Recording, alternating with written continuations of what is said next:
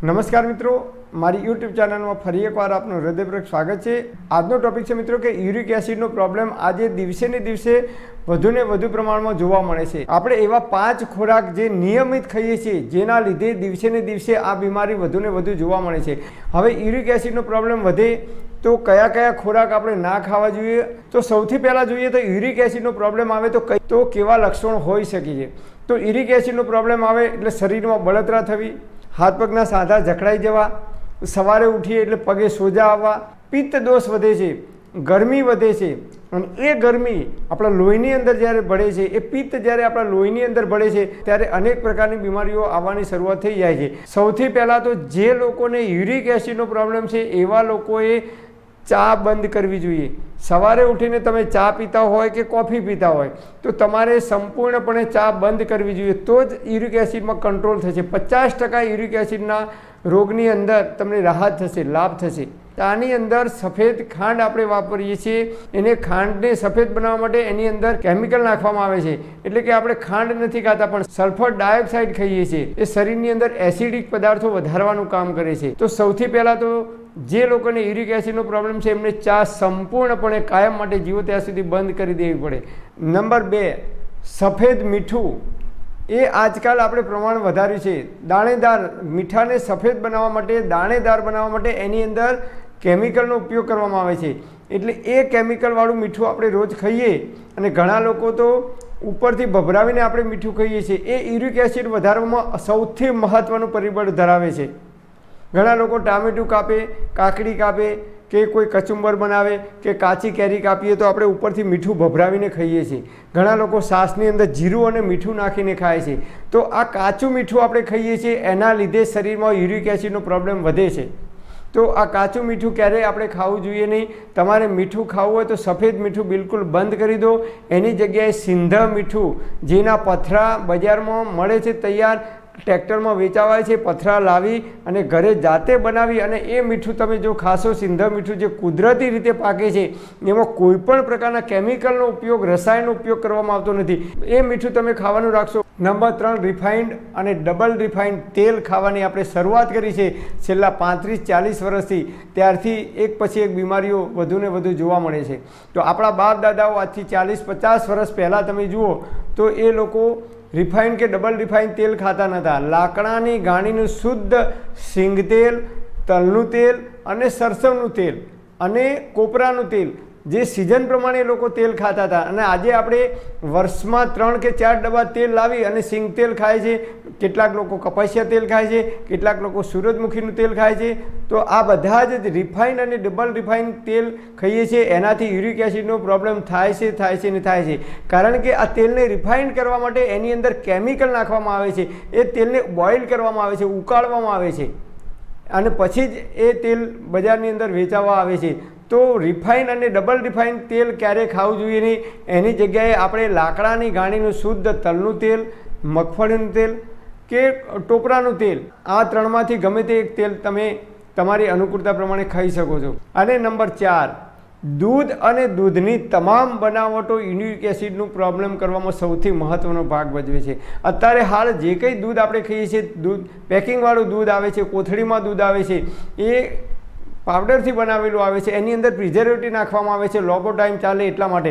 અને પહેલાંના જમાનામાં આપણા બાપ દાદાઓ, વડવાઓ ભેંસ દોઈ કે ગાય દોઈ અને તાજું જ દૂધ ખાતા હતા અને રાત્રે જ ખાતા હતા। અને આજકાલ ઘણા બધા લોકો સવારે દૂધ પીવે છે।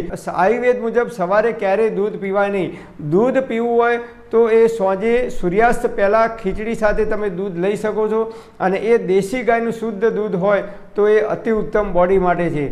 ના મળે તો ભેંસનું દૂધ થોડુંક ખાઈ શકાય, પણ યુરિક એસિડનો પ્રોબ્લેમ જે લોકોને છે એમને દૂધ અને દૂધની બનાવટો એટલે કે માખણ છે, ઘી છે, પનીર છે, બટર છે, જે કંઈ દૂધમાંથી બને છે તમામ પ્રકારની બનાવટો હોય કે દૂધમાંથી બનતી જેટલી પણ મીઠાઈ હોય કે સફેદ ખાંડમાંથી બનતી જેટલી પણ મીઠાઈ હોય એ બિલકુલ બંધ કરી દેવી જોઈએ।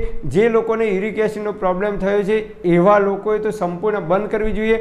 અને યુરિક એસિડથી બચવું હોય ભવિષ્યની અંદર તો પણ આ બધી આપણે આઇટમો બિલકુલ ઓછી કરી દેવી જોઈએ। એની જગ્યાએ દેશી ગાયનું શુદ્ધ ઘી તમે ખાઈ શકો છો, એ પણ ઘરે જાતે બનાવેલું હોય તો। નંબર 5, ફ્રીજનું પાણી। આજકાલ તમે જુઓ તો મોટા ભાગના બાળકો પણ ફ્રીજનું પાણી પીતા થઈ ગયા છે. મોટા ભાગના તમે કોઈ પણ જગ્યાએ આપણે સંસ્થામાં જઈએ, શાળા કોલેજોમાં જઈએ તો ત્યાં પણ વોટર કુલર મૂકેલા હોય. ગવર્મેન્ટ કોઈ પણ ઓફિસોમાં આપણે જઈએ તો ત્યાં પણ વોટર કુલર મૂકેલા હોય છે. અને જાહેર જગ્યાએ જઈએ તો અમુક મહાદેવના કે મોટા મોટા મંદિરો હોય તો એની અંદર પણ વોટર કુલર મૂકેલા હોય છે. એટલે આજકાલ છેલ્લા 30-35 વર્ષથી આપણે ફ્રીજનું ઠંડુ પાણી પીવાની શરૂઆત કરી દીધી છે. ફ્રીજનું ઠંડુ પાણી જિંદગીમાં જીવો ત્યાં સુધી ક્યારેય પીવાય નહીં. એ આપણી બોડીને ભયંકર નુકસાન કરે છે, આપણી ઇમ્યુનિટી ડાઉન કરે છે, રોગ પ્રતિકારક શક્તિ ડાઉન કરે છે, આપણી જઠરાગ્નિને મંદ પાડે છે. એમાંથી ધીમે ધીમે કબજિયાત થવાની શરૂઆત થઈ જાય છે. તો ફ્રીજનું પાણી ઠંડુ ક્યારેય પીવું નહીં તો યુરિક એસિડનો પ્રોબ્લેમ હોય એ લોકોને 100% યુરિક એસિડના પ્રોબ્લેમમાં વધારો થઈ શકે છે. તો આ 5 વસ્તુથી બચવું જોઈએ.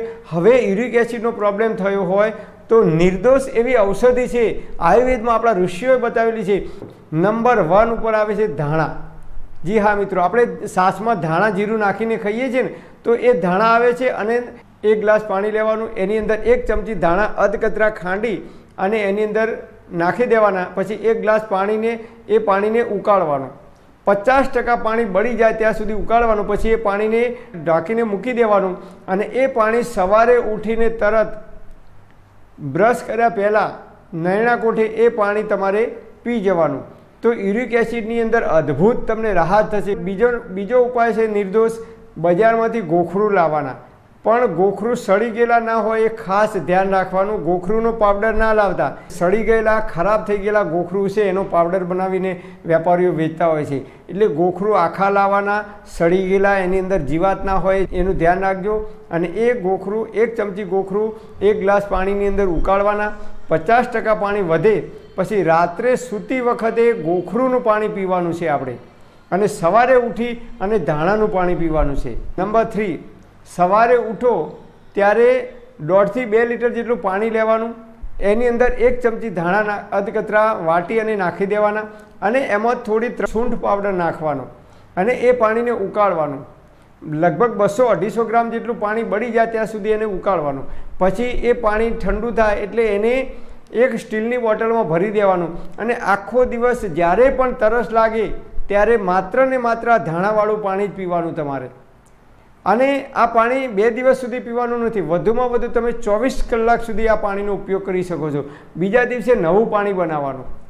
તો તમારી જેટલી જરૂરિયાત હોય એટલું તમે પાણી રોજે રોજ તમે આ રીતે ધાણાનું પાણી પીશો 15 દિવસ સુધી, તો શરીરની અંદર લોહીની અંદર જેટલા પણ ટોક્સિન છે, લોહીને શુદ્ધ કરવા માટેનું આ અદ્ભુત પરિણામ આપે છે આ ઔષધિ. અને બીજા નંબરની ઔષધિ છે જેને રસાયણ ચૂર્ણ કહેવામાં આવે છે. ગળો, ગોખરું અને આમળા, આનું તૈયાર ચૂર્ણ બજારમાં મળે છે.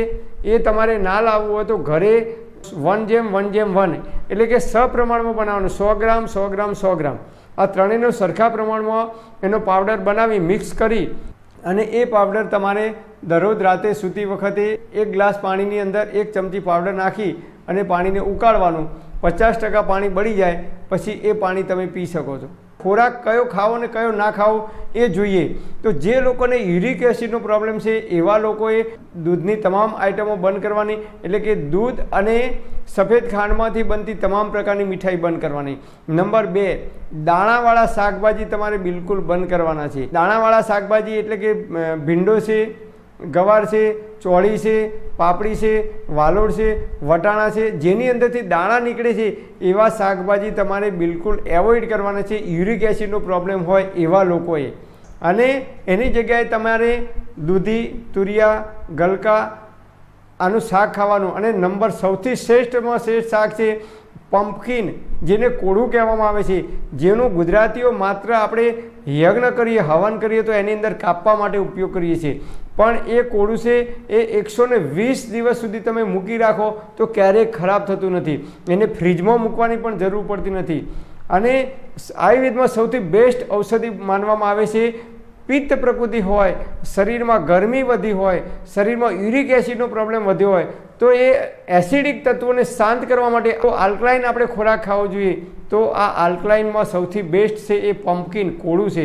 તો કોળાનો જ્યુસ પણ આપણે અડધો ગ્લાસ રોજ પી શકાય, અથવા કોળાનું શાક તમે નિયમિત ખાવાનું રાખશો તો બોડી માટે અતિ ઉત્તમ ફાયદાકારક છે. તો આપણે વેલાવાળા શાકભાજી ખાવા જોઈએ, દાણાવાળા શાકભાજી અવોઇડ કરવા જોઈએ. બાજરીનો રોટલો એ ઉષ્ણ છે, દહીં એ ગરમ છે, ઉષ્ણ નહીં અતિ ઉષ્ણ છે, તો દહીં પણ ના ખાવું જોઈએ. ભીંડો, રીંગણ, આ જે ગરમ પદાર્થો છે એ ગરમ પદાર્થોનું સેવન આપણે યુરિક એસિડનો પ્રોબ્લેમ હોય એવા લોકોએ બિલકુલ ના કરવું જોઈએ. તો આટલે આપણે ખોરાકમાં પરિવર્તન કરીશું, પ્રકૃતિના નિયમોનું પાલન કરીશું, તો જ્યાં સુધી જીવીશું ત્યાં સુધી તંદુરસ્ત અને નિરોગી રહી શકીશું. પણ હા મિત્રો, તમારે કોઈ ડૉક્ટરની કે વૈદ્યની દવા ચાલતી હોય કે કોઈ લાંબા ગાળાની બીમારી હોય તો તમારે ડૉક્ટર કે નિષ્ણાત વૈદ્યની સલાહ લીધા પછી જ આ પ્રયોગ કરવા માટે વિનંતી. પરમપિતા પરમાત્મા આપ સર્વેને તંદુરસ્ત અને નિરોગી રાખે એવી હૃદયપૂર્વક મારી પ્રાર્થના. Thanks for watching my video. Thank you.